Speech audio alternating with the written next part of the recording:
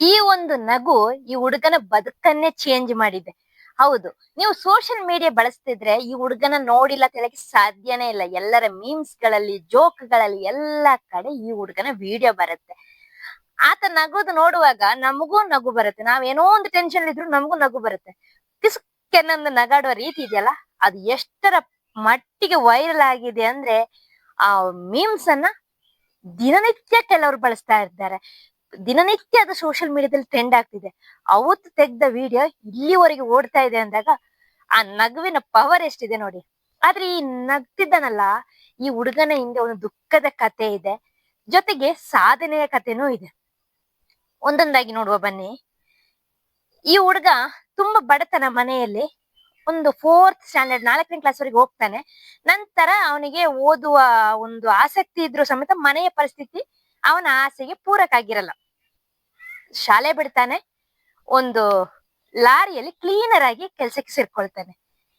ಈ ಕ್ಲೀನರ್ ಆಗಿ ಕೆಲ್ಸಕ್ಕೆ ಸೇರ್ಕೊಂಡಾಗ ಅವಾಗ ಆ ಲಾರಿಯ ಡ್ರೈವರ್ ತೆಗ್ದ ವಿಡಿಯೋನೇ ಈ ಪರಿ ವೈರಲ್ ಆಗಿದ್ದು. ಇವನು ಹೀಗೆ ಕೆಲಸ ಮಾಡಿದಾಗ ಏನೋ ಟೀ ಕುಡಿತಾ ಇರ್ತಾರೆ. ಇವನ ನಗು ಅವರಿಗೆ ತುಂಬಾನೇ ಇಷ್ಟ ಆಗುತ್ತೆ. ಏನಂದ್ರೆ ಕಿಸ್ಕ ನಕ್ಕೊಂಡ್ ಬಿಡ್ತಾನೆ. ಈಗ ಏನೋ ಹೇಳುವಾಗ ಅವನು ನಕ್ಕಂತ ಒಂದು ವಿಡಿಯೋ ಕ್ಲಿಪ್ ಅನ್ನ ಸೋಷಿಯಲ್ ಮೀಡಿಯಾದಲ್ಲಿ ಹರಿಬಿಡ್ತಾರೆ. ಅಷ್ಟೇ, ಆ ಹುಡುಗ ಸೋಷಿಯಲ್ ಮೀಡಿಯಾ ಸ್ಟಾರ್ ಆಗ್ಬಿಡ್ತಾನೆ, ಫುಲ್ ವೈರಲ್. ಅದಾದ ಬಳಿಕ ಆ ಒಂದು ನಗುವಿನಿಂದಾಗಿ ಅವನ ಲೈಫ್ ಸಂಪೂರ್ಣ ಚೇಂಜ್ ಆಗತ್ತೆ. ಆ ಲಾರಿ ಡ್ರೈವರ್ ಯೋಚನೆ ಮಾಡ್ತಾರೆ, ನಮಗೆ ಈ ಹುಡುಗನ ಓದಿಸ್ಬೇಕು ಅಂತ. ಹಾಗಾಗಿ ಅವನನ್ನ ಶಾಲೆಗೆ, ಅಂದ್ರೆ ರೆಗ್ಯುಲರ್ ಸ್ಕೂಲ್ ಅಲ್ಲ, ಶಾಲೆಗೆ ಅಡ್ಮಿಷನ್ ಮಾಡಿಸ್ತಾರೆ. ಈ ಹುಡುಗ ಈಗ 10th ಎಕ್ಸಾಮ್ ಬರ್ದಿದ್ದಾನೆ, 10th ಕ್ಲಿಯರ್ ಮಾಡ್ಕೊಂಡಿದ್ದಾನೆ.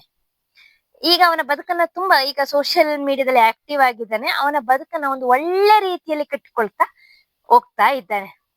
ಈ ಸೋಷಿಯಲ್ ಮೀಡಿಯಾ ನಾವು ತುಂಬಾ ದೂರ್ತೀವಿ, ಕೆಲವ್ರ ಲೈಫ್ ಹಾಳಾಯ್ತು ಹಾಗೆ ಹೀಗೆ ಅಂತ.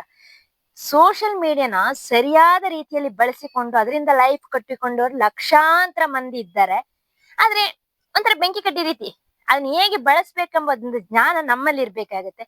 ಇವನು ಆ ನಕ್ಕಂತ ವಿಡಿಯೋ ಇಟ್ಕೊಂಡು ಮತ್ತೆಲ್ಲೂ ಅವನು ಆ ರೀತಿಯ ವಿಡಿಯೋ ಅಪ್ಲೋಡ್ ಮಾಡಕ್ ಹೋಗ್ಲಿಲ್ಲ. ಅವನು ತನ್ನದೇ ಸಾಧನೆ ಹಾದಿಯಲ್ಲಿ ಮುಂದುವರಿತಾ ಹೋದ. ಈಗ ಒಂದು 10th ಕ್ಲಿಯರ್ ಮಾಡ್ಕೊಂಡಿದ್ದಾನೆ.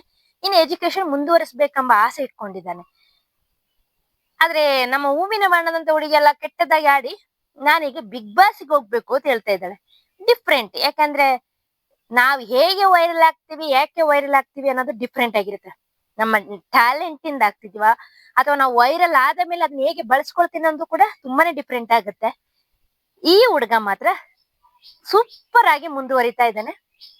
ಅವನ ಬದುಕು ಒಂದು ಒಳ್ಳೆ ರೀತಿಯಲ್ಲಿ ಬದಲಾವಣೆ ಆಗಿದೆ.